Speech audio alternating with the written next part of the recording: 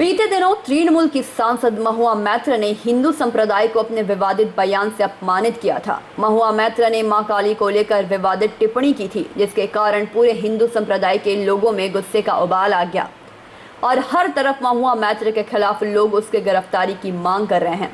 इसी क्रम में सोमवार को आसनसोल दक्षिण की भाजपा विधायक अग्निमित्रा पाल के नेतृत्व में रानीगंज थाना के बाहर महुआ मैत्र के खिलाफ विरोध प्रदर्शन जताया।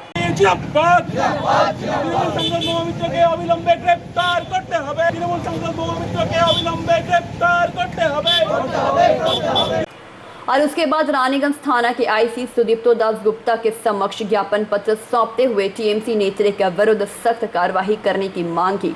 इस मौके में मुख्य रूप से विधायक अग्निमित्रा पाल के साथ रानीगंज भाजपा मंडल 1 के अध्यक्ष देवजीत खां, आसनसोल साउथ 4 ग्रामीण के अध्यक्ष परिमल माझी, शमशेर सिंह, बादशाह चैटर्जी, सभापति सिंह, सुनीता कयाल, देवी प्रसाद शर्मा, किशन कुमार मंडल और उज्जवल माझी के साथ साथ भाजपा शहर और भाजपा ग्रामीण के कई सदस्यगण मौजूद रहे और थाने के बाहर महुआ मैत्र के खिलाफ जमकर नारेबाजी करते हुए उसके खिलाफ सख्त कार्रवाई करने की मांग पर प्रदर्शन किया। आज के नुपुर शर्मार अरेस्ट निये तिनी एत वोकल हয়েছেন माननीय मुख्यमंत्री আমাদের राज्य पुलिस के यूज करे लुकआउट नोटिस बेर करा হয়েছে, কিন্তু এখানে কিন্তু আমরা কোনো সেরকম স্টেপস দেখছি না। বরঞ্চ আমরা দেখে এসেছি এই দলে যদি হিন্দু দেবদেবীকে নিয়ে কমেন্ট করা হয়, নোংরা কমেন্ট করা হয়, হিন্দুদের প্রতি যদি অত্যাচার হয়, অনাচার হয়, আক্রমণ হয়, মানুষ সেখানে প্রমোশন পায়। আজকে আমার সাথে যিনি আমার প্রতিপক্ষ ছিলেন টিএমসি থেকে সায়নী ঘোষ, সেও যখন দেবাদিদেব মহাদেবের শিবলিঙ্গে কন্ডম পরিয়েছিলেন, তার কোনো সাসপেনশন বা শাস্তি না হয়ে তার প্রমোশন হলো দেখলাম। আরেকজন কবি যে তৃণমূলের খুব কাছের মানুষ, সেও একটি কবিতা লিখেছিলেন, ত্রিশূলের ওপর কন্ডম পরিয়ে এরকম একটি কবিতা লিখেছিলেন, তারও কোনো শাস্তি দেখতে পেলাম না। তো এইরকমই একটা মনে হয় যে মাননীয় মুখ্যমন্ত্রী খুব সুন্দরভাবে হিন্দুদেরকে যখন ছোট করা হয়, আক্রমণ হয় বা হিন্দু দেবদেবীকে অপমান করা হয়, তখন উনি সেটাকে বোধহয় খুব অদৃশ্যভাবে উনি একটা সাইলেন্টলি পুশ করেন ওটাকে।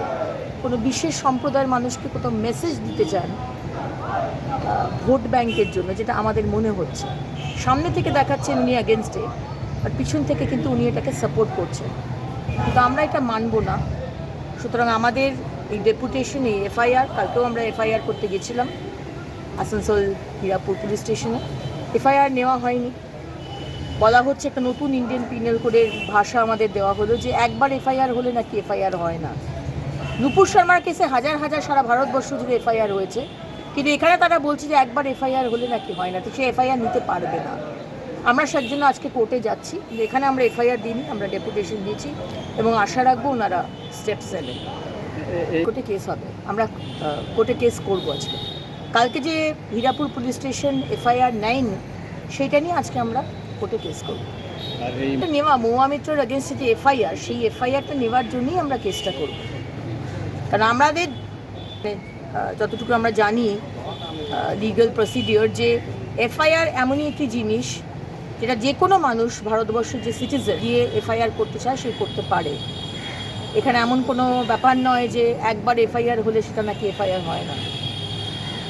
নুপুর শর্মা এফআইআর করতে রাজি আছে, কিন্তু সাংসদ মহুয়া মৈত্রর ক্ষেত্রে তারা এফআইআর করতে রাজি না। এটা থেকেই বোঝা যায় যে সরকারের, এই টিএমসি সরকার, তাদের একটা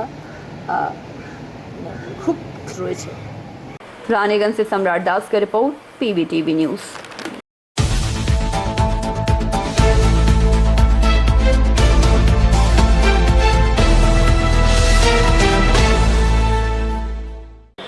जुलाई मंगलवार का दिन बाबा नगरी के लिए शुभ मंगल है। काशी विश्वनाथ कॉरिडोर के विकास के बाद अब प्रधानमंत्री नरेंद्र मोदी मंगलवार को देवघर स्थित द्वादश ज्योतिर्लिंग बैद्यनाथ धाम के विकास की लंबी लकीर खींचेंगे।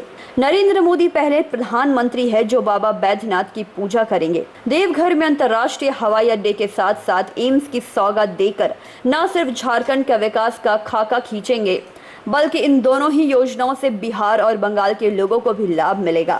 प्रधानमंत्री मंगलवार को देवघर से कई योजनाओं का शिलान्यास और उद्घाटन करेंगे, जिसकी कुल अनुमानित लागत लगभग 16.835 करोड़ है, जिसमें देवघर और आसपास और राजधानी रांची से जुड़ी योजनाएं शामिल है।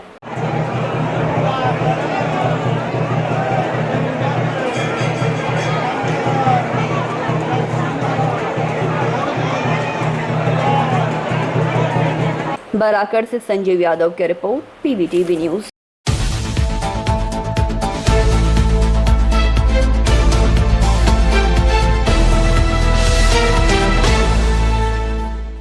आसनसोल के बर्नपुर हीरापुर थाना अंतर्गत बर्नपुर ध्रुव डंगाल रेलवे क्रॉसिंग के पास शारदा पल्ली में पंकज ठाकुर के घर में रविवार की रात आग लग गई, जिससे इलाके में अफरा तफरी मच गई। संयोगवश आवास में सोए पंकज ठाकुर एवं उसके परिजनों को रिश्तेदारों ने आग लगा देख शोर मचाकर उन्हें जगा दिया, अन्यथा आग फैलकर उनके घर को भी चपेट में ले लेती। इस हादसे में वे लोग बाल बाल बच गए। पंकज ठाकुर ने बताया कि रविवार की मध्य रात्रि के बाद अचानक उनके घर से सटे झोपड़ी नुमा गुसलखाने में आग लग गई। कल रात एक 1:30 बजे के लगभग में हमारे घर में आग लगी। हम नाई समाज पंकज ठाकुर नाम हुआ। मैं रात में 1:30 बजे से, जैसे कि हम तो शादी पर्सन में मेरे पिताजी नाई का काम करते हैं, जब शादी बंगाली शादी में किए हुए थे। हम रात में सो रहे थे तो मेरा लड़का रात में, मैं 1.5-2 साल का लड़का आयुष कुमार ठाकुर नाम जिसका है, तो मोबाइल चेक कर रहा था, मोबाइल में खेल रहा था। तो हम उसको अपने वाइफ को बोले कि रात 1 बज गया, मोबाइल बाबू को सुताओ। तब देख रहे हैं कि बाँस से धुआं निकल रहा है। वहाँ से धुआं निकल, उसी में मेरे मौसेरा भाई नैन के पार में जो अजय लोग पार्टी में रहते हैं, वो आए दौड़ के मौसी बोलो निकले, देख रहे मेरे मड़ैया में इसे आग लग रहा है पूरा। इसी में पूरा दाग के शुरू किए थे। तो मेरे बड़े मामा अशोक ठाकुर, पप्पू ठाकुर, दीपक ठाकुर, सभी हम लोग, बड़े भैया अरविंद ठाकुर, हमारे एक तो फूफा ससुर जी, मामा जी राजेंद्र ठाकुर ये आए थे, पहुँचे।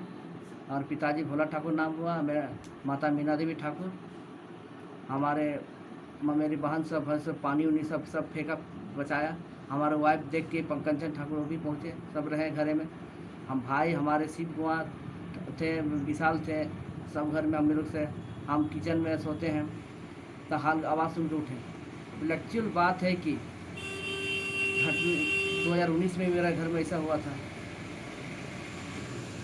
सुबह फिर जाके सवेरे जैसे हमारे पार्षद आए तो पूर्व पार्षद भी खबर दिए और हीरापुर थाना के धन्यवाद देना चाहते कि मौके पर पहुँच के देखे किस तरह की घटना को फोटो लिए, पानी हम लोग बता दिए तो आए तो ठीक है। हम प्रशासन से, नगर निगम से हम गुहार लगाते हैं कि हमारे थोड़ा देखें, क्षतिग्रस्त हो गया है।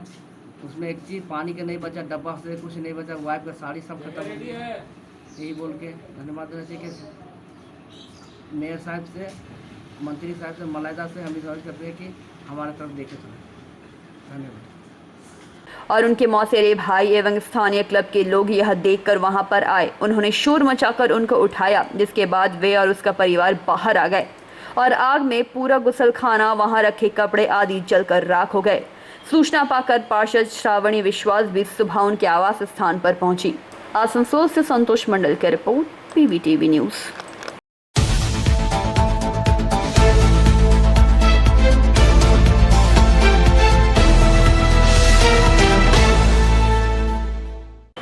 रविवार दोपहर को माधवपुर जंगल के पास लापता बच्चे का छत विछत शव मिलने से सनसनी फैल गई।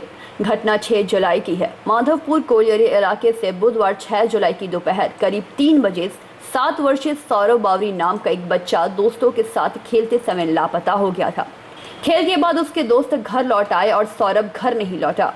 उसके परिवार के सदस्यों ने अगले दिन अंडाल थाने में गुमशुदगी का मामला दर्ज कराया था, क्योंकि रात भर तलाश करने के बाद भी उसका पता नहीं चला। लापता बच्चे के परिजनों और स्थानीय लोगों ने शुक्रवार को अंडाल थाने में धरना दिया और पुलिस पर बच्चे की तलाश में देरी करने का आरोप लगाया। लापता होने के 5 दिन बाद रविवार की सुबह को सौरभ का छत विछत शव उसके घर से 60 से 70 मीटर दूर जंगल से बरामद हुआ। स्थानीय लोगों ने शव पड़ा हुआ देखा तो अंडाल थाने को इसकी सूचना दी और घटनास्थल पर अंडाल थाना, पानवेश्वर थाना तथा एडीसीपी, एसीपी और सीआई घटनास्थल पर खोजी कुत्ते के साथ पहुंचकर मामले की जांच पड़ताल शुरू कर दी है। पुलिस ने खोजी कुत्ते की मदद से सुराग ढूंढने की कोशिश की और शव को बरामद कर थाने ले गई। घटना से इलाके में शोक की छाया है। स्थानीय लोगों का मानना है कि बच्चे की बेरहमी से हत्या कर दी गई है। स्थानीय लोगों ने चेतावनी दी कि अगर 24 घंटे के भीतर हत्यारों की गिरफ्तारी नहीं की गई तो थाने का घेराव कर विरोध प्रदर्शन किया जाएगा। স্কুল থেকে এলে জল বৃষ্টি পড়লে সেদিন কোন স্কুলে পড়ে? ধান্ডার স্কুলে। কোন ক্লাসে পড়ে? কিসে পড়ে সবাই? হ্যাঁ, শিশু ওয়ানে পড়ে। ধান্ডারি স্কুল থেকে। ধান্ডার স্কুলে দিয়ে স্কুল থেকে এলে তো সেদিন জল এলো দিয়ে আমার ছেলেটা গেছিল, তো ছেলেটা চলে পেছুতে এগুতে চলে এসছে জলের আগে, দিয়ে পর ভিজে গেছে ওখানে পরিবার মাকে খুব ধরে ধরে কাঁদছিল, আমার কাঁদতে যাও না, দেখো পড়ে গেছি, এগুলো ছুড়ে গেছিল ছেলেটা, দিয়ে কাঁদছিল ছেলেটা। দিয়ে তারপরে ওর মা আবার বলছে তাহলে চুপ করে সব ঘুমাই পুছাই আর করে ঘরে খাবার দিনছে খেয়েছে, ওর মা খাবার খেয়ে আর কি ওর মায়ের কাছে ঘুম পড়াচ্ছিল, যে ঘুম পড়ে আমি এসেছি তুমিও ঘুমাও। আর বই খাতাগুলো স্কুলে ভিজে গেছিল, ওই বই খাতাগুলো সব মেলেছিল। হ্যাঁ, দিয়ে ওর মা একটু ঘুমাই গেছে, তখন ছেলে কপাট খুলে বেরিয়ে গেছে। আর কেউ দেখেনি, কোন দিকে এইদিকে গেছেন ওইদিকে গেছে ওইটা দেখে কেউ দেখেনি, আমরা কেউ দেখিনি না, কেউ ধরে নিয়ে গেল তাও না, আমরা কেউ দেখিনি। কারোর সঙ্গে ফ্যামিলির ঝামেলা ছিল কি? না, ফ্যামিলি কারোর সাথে ঝামেলা, ওর মা বাবার সঙ্গে কারো ঝামেলা ঝগড়া টাগড়া কিছু? সে ছেলের কারোর সাথে ঝগড়া করে না, ছেলে না, ওর মা বাবা। ওর বাবাকেই বলছি, আমাদের ছেলে হয় তো খুব ভালো লোক। তো কেন এত নৃশংস ঘটনা ঘটে গেল? কে যেন ওটাই তো আমরা বুঝতে পারছি না। আপনার নাম? আমার নাম রীতা বাউরি। আপনি কে হন বাচ্চার? আমরা ঠাকুমা হন। ঘটনা আমি পরশু দিন রাত্রে হঠাৎ একটা ফেসবুকের মাধ্যমে দেখতে পাই যে এটা আমাদের সমাজের ছেলে হারিয়ে গেছে কোনো একটা জায়গাতে, সেখানে একটা নাম্বার দেওয়া ছিল। তো বুঝতে পারছেন আমরা যেহেতু সমাজ ধরে সমাজ সেবা করি, সমাজে কাজ করি, সঙ্গে সঙ্গে দেন দিয়ে আমি ফোন করি এখানে, ওরা আমার তার সাথে আমার সঙ্গে কন্ট্যাক্ট করার পর বলা হয় যে এখান থেকে আমাদের বাচ্চাটা কাল বা পরশু দিন পাওয়া যাচ্ছে না। তো আমি বললাম সেই আমি সকালে আসছি, আমি কালকে সকালে এসেছিলাম, এখানে আসার পর আমি শান্তনুবাবুর সাথে কথা বলেছিলাম। আজকে কি দেখলাম? আজকে যেটা দেখলাম সেটা খুব মর্মান্তিক ঘটনা। এই ঘটনা নিন্দা করা যায় না, এগুলো একটা মানব শত্রু, এগুলো শত্রু বলা দেখেছো সেটা বলো। আজকে এসে পর যেটা দেখলাম যে এখানে বডি একটা লাশ পড়ে আছে, সে হাত পা কেটে দিয়েছে, যা দেখলাম সামনে থেকে আমি দেখতে পারলাম নাই, ও বডিটাকে আমি দূর থেকে সরে গেলাম, কারণ যেহেতু একটা বাচ্চা মৃত্যু তো খুব মানে বেদনাদায়ক ব্যাপার, কারণ এগুলো মানব শত্রু কাজ করে। কিছু না, ছেলে ধরা পড়েছিল, চিনি নিয়েছে বলে তার মধ্যে মারা করে দিচ্ছে। কবে থেকে নিখোঁজ ছিল? 6 তারিখ বুধবার থেকে। কি বলে বেরিয়েছিল? এই খেলা করতে, এদিকে মাঠে খেলা করে। আচ্ছা, তারপর খুঁজে পাননি? না। আজকে কি দেখলেন? আজকে সব আবার জঙ্গল গেলা, স্যাররা বললে জঙ্গল গেলা তোরা তদন্ত করো, খুঁজতে এই লাশ পাওয়া গেল। মনে হচ্ছে খুনি করেছে। হ্যাঁ। কাউকে সন্দেহ করছেন? না, সন্দেহ করলে তো তাহলে তোমার ঘরে আগুন লাগাই দিত। সন্দেহ করা তো ব্যাপারই নেই। তাহলে তো পুলিশ টাকা হইতো না। না, তার নিজে কিছু না, সাবধান নিজে হইতো। কোন ক্লাসে পড়তো? ওখানে তুই না টুয়ে পড়ছে। ওর সঙ্গে তো কারো শত্রুতা ছিল না? না, এইটুকু ছিল। 7 বছর 8 বছর ছেলে। আপনি কোথায় সার্ভিস করেন? আমি ওর দাদু। আপনি কিছু করেন? চাকরি করতে রিটায়ার হয়ে গেছে। টাকা পয়সা বা সম্পত্তির কারণে মনে হচ্ছে কিছু? না না, তাহলে কি কারণে করলে সেটাই তো আমরা বুঝতে পারছি না। বাচ্চা তো আপনার বাড়িতেই থাকতো? হ্যাঁ, আমার বাড়িতে থাকতো। আপনারা কি চাইছেন? আর এই যে ছেলে এমনি করেছে তাকে সালা অমনি কাটা চায়, অমনি করে আমরাও কাটবো, মারবো, একবার খালি মজুরিপুর ধরা চায়, আর কিছু চাই না। কোথায় দাগ রয়েছে? গায়ে কোথায় কাটার দাগ রয়েছে? হ্যাঁ, পায়ে দাগ আছে, কাটা হাত কেটেছে, গলা কেটে দিচ্ছে। গলা কেটেছে।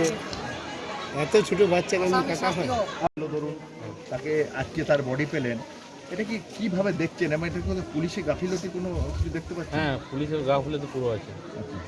পুলিশ কিছু স্টেপ নেয়নি, যদি নিত এসব তাহলে এসব আজ আমাদের এই দিনটা দেখতে হতো না, বাচ্চাটা মায়ের কোল থেকে হারাতো না। কি কারণ হতে পারে? কাউকে সন্দেহ করছেন? কারণ তো মা বাবা তো ভালো লোক, বাবা মা এমনি কারোর সঙ্গে দুঃখমন্ত্রী ছিল না, তারপরে কারণবশত তো শত্রুতা আছে, তা বলতে পারছি না।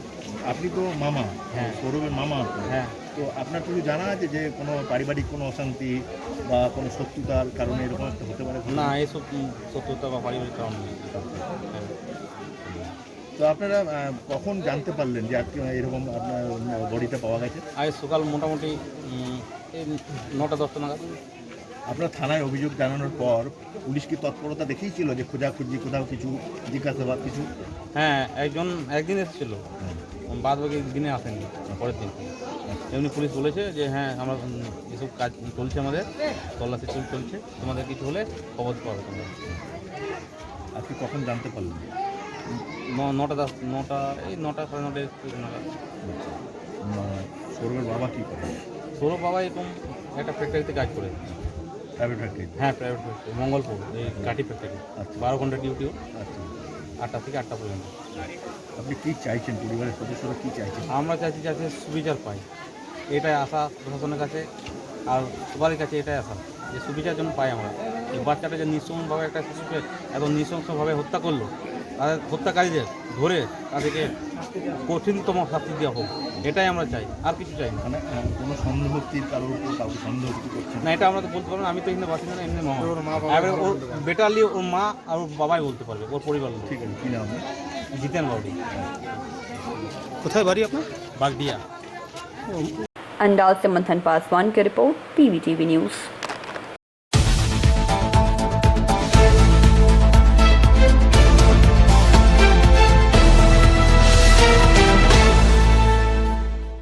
तृणमूल कांग्रेस के सांसद महुआ मैत्र द्वारा मां काली को लेकर दिए गए विवादित बयान को लेकर प्रदर्शन का दौर लगातार जारी है।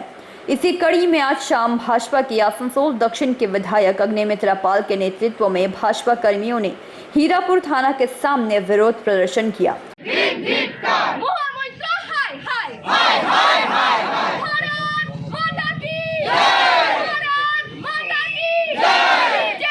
इस दौरान अग्निमित्रा पाल ने महुआ मैत्र के बयान की आलोचना करने के साथ ही उनके खिलाफ कार्रवाई की मांग की। আমরা আজকে আমার আসানসোল দক্ষিণ বিধানসভার অন্তর্গত হীরাপুর থানাতে আমরা সাংসদ টিএমসির সাংসদ মহুয়া মৈত্রর এগেনস্টে আমরা এফআইআর করতে এসেছি। মহুয়া মৈত্র আমাদের মা কালীকে নিয়ে যে মন্তব্য করেছেন তার এগেনস্টে আমরা আজকে এফআইআর করতে এসেছি এবং আমাদের মনে হয় যে মহুয়া মৈত্র যে কুরুচিকর মন্তব্য করেছেন, অত্যন্ত নোংরা মন্তব্য মা কালী বিষয়ে। মা কালী নাকি মদ মাংসের ঠাকুর। আমার তো এখন মনে হচ্ছে যে মাননীয় মুখ্যমন্ত্রী এর মধ্যে যুক্ত আছে। আজকে যে নুপুর শর্মাকে নিয়ে মাননীয় মুখ্যমন্ত্রী আমাদের রাজ্যের পুলিশকে লাগিয়ে দিলেন, লুকআউট নোটিশ বেরোলো, আজকে সেই মহুয়া মৈত্র যখন সেই একই রকমের হিন্দু দেবদেবীকে নিয়ে যখন একটা নোংরা কথা বললেন, তখন তার এখনো অবধি সাসপেনশন হলো না। আজকে মাননীয় মুখ্যমন্ত্রী একদিকে তার রাজ্যের পার্টি টুইটার হ্যান্ডেল থেকে তাকে বলছেন যে আমরা তার সাথে সহমত নই। সহমত নই তো তাহলে দেখাচ্ছেন না কেন? অ্যারেস্ট করান। যেরকম লুকআউট নোটিশ দিয়েছেন নুপুর শর্মা, সেরকম অ্যারেস্ট করান। আসলে উনি একটি বিশেষ সম্প্রদায়ের মানুষকে মেসেজ দিতে চাইছেন। ওই 30% যে ভোট ব্যাংক, তাদের মেসেজ দিতে চাইছেন যে দেখো আজকে পশ্চিমবঙ্গের হিন্দুদের দেব দেবীকে আমরা অপমান করছি, কিন্তু তাও তোমাদের পাশে আমরা রয়েছি। এইভাবে উনি বোধহয় একটা মেসেজ দিতে চাইছেন। আজকে যখন সায়নী ঘোষ আমাদের দেবাদিদেব মহাদেবের মাথায় কন্ডম পরান, তখন তার সাসপেনশন হয় না, পদোন্নতি হয়। যখন টিএমসির একজন কাছের সাপোর্টার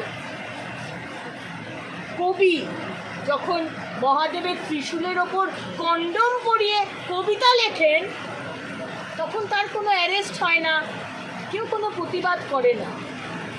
কিন্তু আজকে আমাদের এই প্রতিবাদ কিন্তু চলবে। মহুয়া মৈত্রকে অ্যারেস্ট করতে হবে।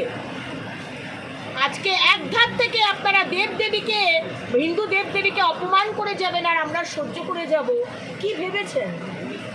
আমরা সহিষ্ণু, তাই যা ইচ্ছে তাই করবেন। আমরা সেকুলার, তাই যা ইচ্ছে করবেন। আর হিন্দুদেরা বলবো ঘুমন, নাকে তেল দিয়ে ঘুমন। এখনো যদি টনক না নড়ে, তবে আর জানি না কবে টনক নড়বে। তাই আমাদের এই আন্দোলন চলবে যতক্ষণ না মহুয়া মৈত্রকে অ্যারেস্ট করা হয়। आसनसोल से संतोष मंडल की रिपोर्ट, PVTV न्यूज़।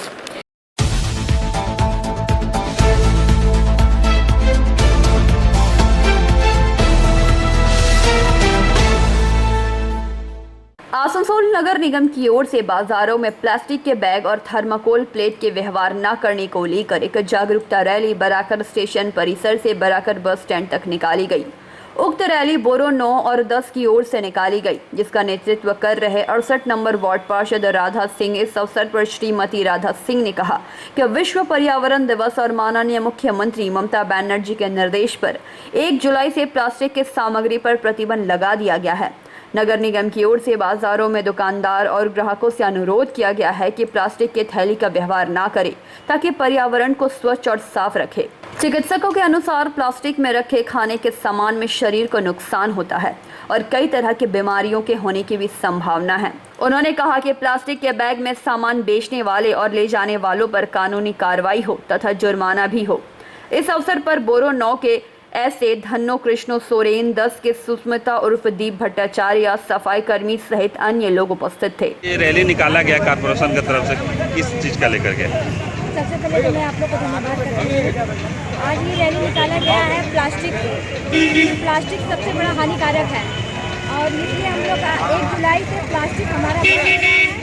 इसलिए सभी दुकानदारों को सभी से अनुरोध है कि 1 जुलाई से प्लास्टिक बंद कर दें और अगर प्लास्टिक बेचा जाए तो 500 रुपये जुर्माना दुकानदार लोग को लगेगा और जो प्लास्टिक अगर ले रहे हैं तो 50 रुपये जुर्माना लगेगा। तो ये हमारा कॉर्पोरेशन की तरफ से रैली है। आप सभी से एक बार फिर से अनुरोध करती हूँ कि प्लास्टिक बंद कर दें, क्योंकि प्लास्टिक का उपयोग हमारे लिए हानिकारक है, जानवरों के लिए हानिकारक है। आपका पोस्ट? मैं राधा सिंह 68 नंबर वार्ड से बोल रही हूँ, काउंसिलर। बराकर से संजय यादव का रिपोर्ट, PVTV न्यूज। सुरक्षा गार्डों की संख्या बढ़ाने की मांग को लेकर कांकसा अंगदरा से सटे एक निजी गैस निकालने वाली कंपनी के गेट को बंद कर सुरक्षा गार्डों ने सोमवार सुबह धरना दिया। घटना की सूचना पाकर कांकसा थाना पुलिस मौके पर पहुंची। तब तक प्रदर्शनकारियों ने गैस कंपनी के अधिकारी को घेर कर विरोध प्रदर्शन करने लगे। सुरक्षा गार्डों ने बताया है कि 39 अस्थायी सुरक्षा गार्ड है। जंगल के किनारे पर गड्ढा है और प्रत्येक पाली में एक सुरक्षा गार्ड है, जिससे सुरक्षा कर्मी काफी दहशत में हैं। सुरक्षा कर्मी दुर्गादास राय ने बताया कि जंगल में ड्यूटी देनी पड़ती है। हम लोगों को रात में बहुत सारे गड्ढे हैं, हम लोगों को परेशानी होती है, तो हमारी मांग है कि रात में ड्यूटी के दौरान 2 सुरक्षा गार्ड दिए जाए और हम लोगों के वेतन की भी बढ़ोतरी की जाए। इस वेतन से परिवार का भरण पोषण करना काफी मुश्किल है। उन्होंने यह भी मांग की कि सुरक्षा गार्डों के प्रत्येक पीठ पर 2 सुरक्षा गार्ड हो और उनका वेतन बढ़ाया जाए। প্রতিটা সাইডে গার্ড দিয়ে তুলে নেওয়া হয়েছে। তা আমাদের সেই দাবি হচ্ছে কোনো সাইডে নাইটে একটা করে ডিউটি আমরা করতে পারবো না এবং সেটা চলবে না। সবারই সুবিধা অসুবিধা আছে, কারো বিপদ আপদ আছে, কে করবে? একটা গার্ডের উপর ভরসা করে চলবে না। আর এমন এমন জঙ্গলের মধ্যে সাইড আছে যেগুলো একটা করে শিফটে গার্ড দিয়েছে, সেখানেও 2টো গার্ড দিতে হবে। আমাদের এই দাবি। আর 15 সাল থেকে আজ পর্যন্ত আমরা ডিউটি করছি, 22 সাল পর্যন্ত, আজ জুলাই পর্যন্ত, এখনো পর্যন্ত আমাদের যে তিমিরের বেতন ছিল সেই তিমিরেই বেতন আছে। আমাদের বেতনে কোনো বাড়াতে হয় না। আমরা সিকিউরিটি এজেন্সির কাছ থেকে সময় মতো আমরা পেমেন্টও পাচ্ছিলাম না। এখন 2 মাস এখন পেমেন্ট পাচ্ছি, কিন্তু আমাদের কোনো PF স্লিপ ঠিক মতো আমাদেরকে পাচ্ছি না। আমাদের কী টাকা কাটছে দিচ্ছে না, আমাদের বোনাস কত দিচ্ছে না, আমাদের ছুটির পয়সা 18টা ছুটির পয়সা তাও আমরা ঠিক মতো পাচ্ছি না। কোনো আমাদেরকে কোনো লিখিত কোনো বা কাগজে কোনো স্লিপের মধ্যে জানাচ্ছে না। ম্যানেজমেন্ট যা করছে তাই করছে। ম্যানেজমেন্ট এখন কি বলছে? ম্যানেজমেন্ট এখন আমাদেরকে বলছে, চাপ দিয়ে বলছে যে আমাদেরকে ডিউটি করতে হবে, নাহলে পরে আপনাদেরকে সাসপেন্ড করা হবে।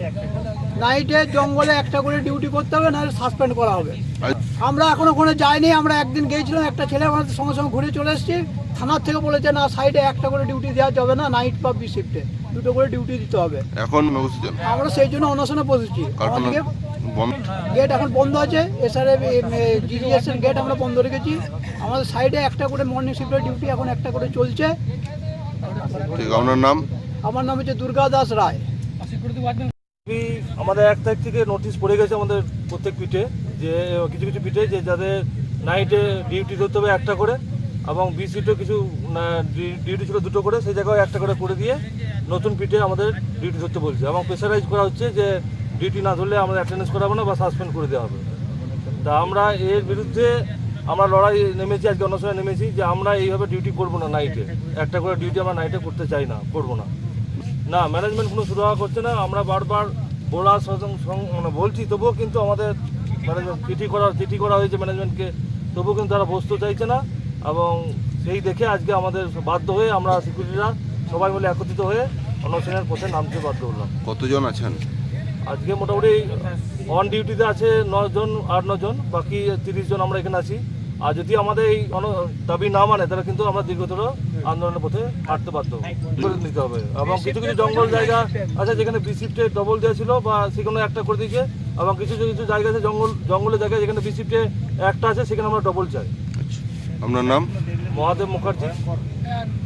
दुर्गापुर से निमाई दास की रिपोर्ट, पीवीटीवी न्यूज। बीते 28 जून को जीएसटी काउंसिल द्वारा हुए बैठक के दौरान अनब्रांडेड पैकेज फूड प्रोडक्ट्स में 5% जीएसटी लगाए जाने के अनुमोदन के पश्चात इसे 18 जुलाई से लागू करने के विरोध में federation of south Bengal chamber of commerce and industries के बैनर तले 11 जिले के व्यापारिक संगठन चेंबर ऑफ कॉमर्स के द्वारा जोरदार आंदोलन करेंगे एवं इसकी रणनीति सोमवार को रानीगंज के मंगलपुर के रानीगंज स्क्वायर स्थित फास्ट बेकी के कार्यालय में बनाई गई, जहां सर्वसम्मति से यह निर्णय लिया गया कि इस कानून के विरोध में आगामी 14 जुलाई को सर्वप्रथम पश्चिम बर्धमान के जिला शासक को फास्ट बेकी के एक प्रतिनिधि ज्ञापन सौंपेंगे। यह जानकारी फास्ट बेकी के अध्यक्ष राजेंद्र प्रसाद खैतान ने देते हुए कहा कि इसके साथ ही 11 जिलों के चेंबर ऑफ कॉमर्स के द्वारा फास्ट बेकी के बैनर तले अपने अपने क्षेत्र के जिला शासक को ज्ञापन सौंपा जाएगा। उन्होंने बताया कि इस कानून के विरोध में प्रत्येक चेंबर ऑफ कॉमर्स अपने अपने इलाके में आम आदमी को जागरूक करने के लिए यह विरोध रैली निकालेगी। तत्पश्चात एक महारैली का भी आयोजन किया जाएगा। यह महारैली दुर्गापुर एवं आसनसोल में की जाएगी। इस सभा में बराकर चेंबर ऑफ कॉमर्स के प्रतिनिधि Arun Agarwal, Niyamatpur merchant chamber of commerce के अध्यक्ष Mahendra Shanghai, Bankura chamber of commerce के Pravin Sarkar, Burnpur chamber of commerce के Subhash Agarwal, Panagarh chamber of commerce के उपाध्यक्ष Mahadev De, Raniganj chamber of commerce के राजकुमार कयाल, शरद कनोड़िया, आसनसोल बाजार व्यवसायी समिति के अध्यक्ष Manohar Lal Patel, Manoj Shah, Jamuria chamber of commerce के अध्यक्ष जयप्रकाश डोकानिया, मनदीप सिंह, प्रेम गोयल आदि ने अपने अपने विचार व्यक्त किए। सभा के दौरान रानीगंज चेंबर ऑफ कॉमर्स के कार्यकारी अध्यक्ष रोहित खैतान ने इस 5% जीएसटी लगाने वाले को लेकर टेक्निकल बातों को व्यावसायिक संगठन के प्रतिनिधियों के समक्ष रखा। किसका बिजनेस करता है और कौन नहीं। सबसे बड़ी बात है कि आज अगर आप ये कहते हैं कि हार्डवेयर वाले का या साबुन वाले का इससे कोई लेना देना नहीं है इसलिए वो लोग नहीं आ रहे हैं, ऐसा नहीं है।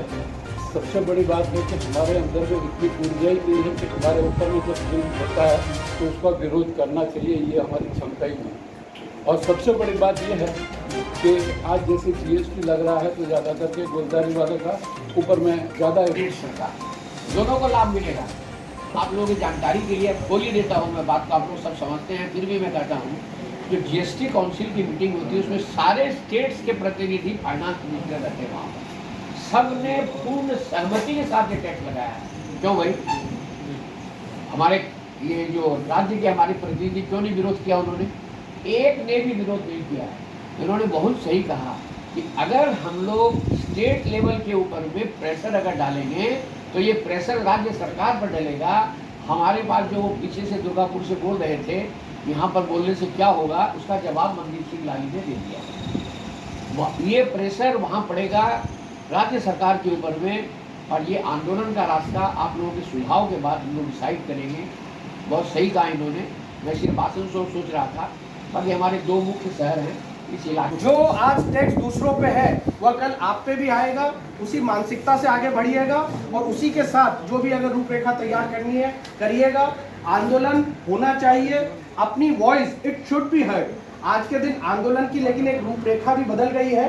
पहले बड़े बड़े लोग निकल के सड़क पे वो आंदोलन होते थे, वो रूपरेखा शॉर्टेज है। उस समय फूड में 5% जीएसटी लगाना अनावश्यक है। इसका विरोध देशव्यापी हो रहा है, होना चाहिए जब तक इसको विड्रॉ नहीं कर लिया जाए। इसके 3 मूल मुद्दे हैं। एक जो ट्रेडर है, ट्रेडर को कंप्लायंस करने में बहुत दिक्कत होगी। ये जो फूड ग्रेन ट्रेडर्स लोग हैं उनके बच्चे प्राय सर्विस में चले गए हैं। फूड ग्रेन बिजनेस में वैसा कोई मार्जिन तो है नहीं। तो जो अर्जुन बाबू ने আমাদের ঢাল নেই, তরোয়াল নেই, নিধিরাম সর্দার যখন তাদের ক্ষমতা দেওয়া হলো, অ্যাডমিনিস্ট্রেটিভ পাওয়ার দেওয়া হলো, বন্দুক দেওয়া হলো, গাড়ি দেওয়া হলো, তখন দেখলাম তার এফেক্টটা জনগণের উপর আসছে।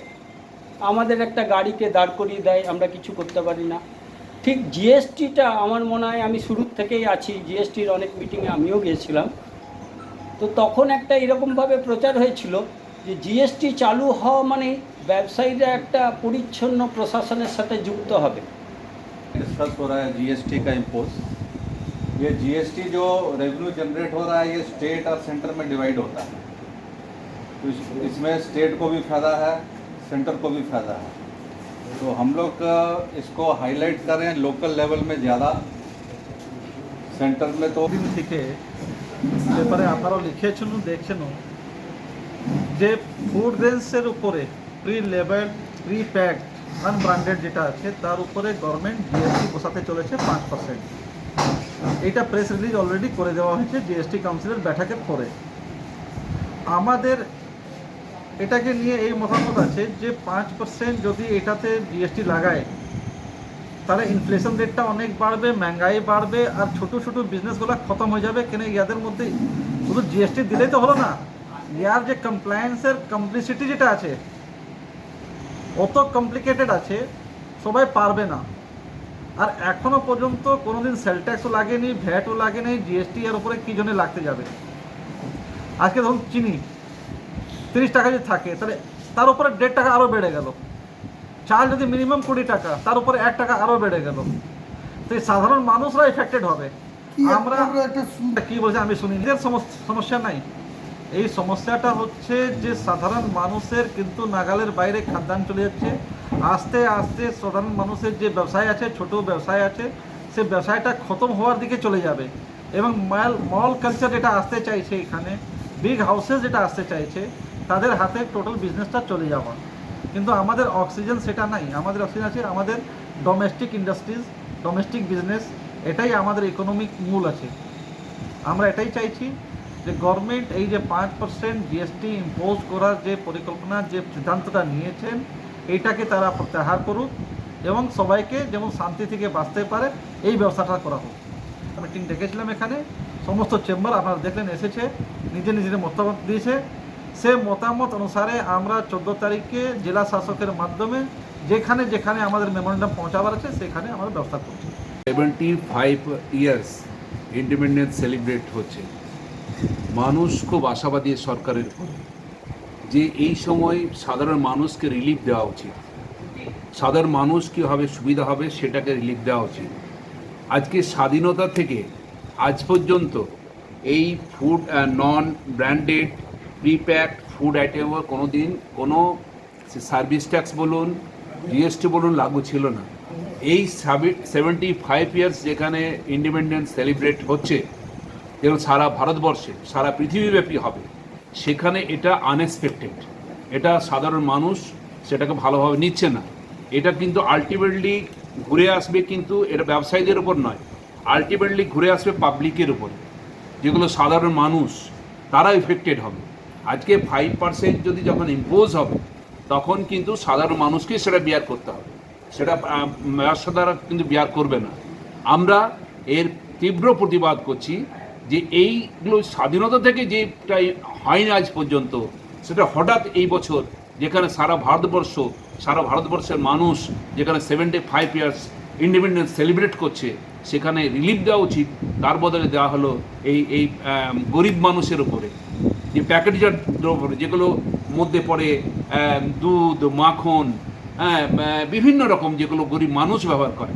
আমরা এটা তীব্র বিরোধিতা করছি যে এটা রিলিফ দেওয়া উচিত এবং এটাকে উইথড্র করা উচিত।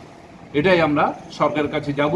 আমরা শুনেছেন যে ডিএমের কাছে আমরা যাচ্ছি, ডিএমের মাধ্যমে আমরা সেন্ট্রাল মিনিস্টারের কাছে, প্রধানমন্ত্রীর কাছে, আমাদের স্টেটের যিনি রয়েছেন আমাদের মাননীয় মুখ্যমন্ত্রীর কাছে আমরা এটা পাঠাবো। এর তীব্র আমরা করছি। हैं आटा मैं नहीं खरीदता, पर चीनी है, चावल है, वगैरह है, सब मसाला सब खरीदता हूँ। तो सब के ऊपर ये जो टैक्स लगाया है, इसका क्या तुक है भाई?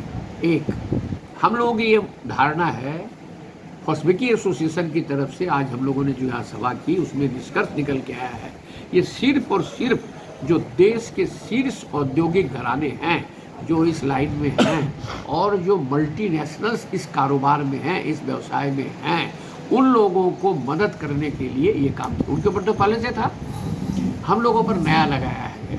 तो अब जो छोटे छोटे जो इस तरह की जो फ्लोर मिल्स हैं, खाने के सामान की जो और मिलें हैं, जो इस तरह का प्री पैक करके दही वगैरह, मधु का और सुधा का वगैरह का जो सब आइटम बिकता है, लस्सी वगैरह, वो तो सब मर गए। कोई 10 रुपया का है, उसको 5% माने 50 पैसा और महंगा। प्रभावित कौन हुआ? हमारा उपभोक्ता, कंज्यूमर। तो इसका हम लोग आज मीटिंग के अंदर घोर विरोध करने का सबका निर्णय हुआ। सर्वसम्मति से पश्चिम बर्धमान की और बांकुड़ा जिले की कुछ चैम्बर्स यहाँ पर आई थी, जितने पदाधिकारी आए थे, जितने चैम्बर्स के प्रतिनिधि आए थे, सब ने इसका घोर विरोध किया है। और हम लोगों ने इसके प्रतिवाद स्वरूप डिस्ट्रिक्ट मजिस्ट्रेट को और ये निर्णय लिया है कि हम लोग सभी जिलों के 11 जिलों के हमारे जो प्रतिनिधि हैं, हमारी चैम्बर ऑफ कॉमर्स, अपने अपने ज़िलों में सारे जिला मजिस्ट्रेट को देंगे। हम वो सबको निर्देश दे देंगे कि आप लोग दीजिए, ऑलरेडी दिया भी जा चुका है। दूसरा हुआ कि एक सेंट्रल रैली निकालेंगे, उसके पहले अपने अपने शहरों के अंदर में हम लोग रैली निकालेंगे, लोगों को जागरूक करने के लिए, उपभोक्ता को बताने के लिए कि अपनारा बेसी प्रभावित हয়েছেন, শুধু দোকানদার প্রভাবিত হয়নি, দোকানদার চেয়ে বেশি আপনারা প্রভাবিত হবেন, আপনারা বেশি এফেক্টেড হবেন, আপনাদের জিনিস, খাবার জিনিস সব দাম বেশি হয়ে যাবে। তো এই চেতনা র্যালি, জাগরুকতা র্যালি, কনসাস র্যালি আর অ্যালার্ট করার জন্য, মানুষকে জাগানোর জন্য আমরা এই रैली हम लोग करेंगे। वो रैली 14 तारीख को हम लोग जिला मजिस्ट्रेट को ज्ञापन देने जा रहे हैं। वजह अभी समय इसलिए तय नहीं हुआ है कि जिला मजिस्ट्रेट साहब अगर उपलब्ध होंगे तो उस समय जाएंगे, वरना हम लोग 12 बजे चले जाएंगे। हम लोग वो रैली जो पूनम की जो फैक्ट्री है, पूनम बेकर्स, वहाँ से निकलेंगे एक जुलूस की शक्ल में छोटी सी, और जिला मजिस्ट्रेट को जाके ज्ञापन देंगे। उसी दिन ये तय हो जाएगा कि अपने अपने शहरों में हम लोग किस दिन रैली निकालेंगे।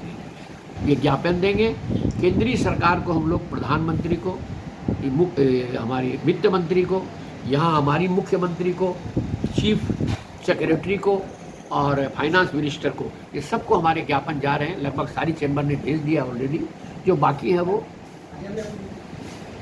सबको ज्ञापन दे रहे हैं। रानीगंज से सम्राट दास की रिपोर्ट, PBTV न्यूज़।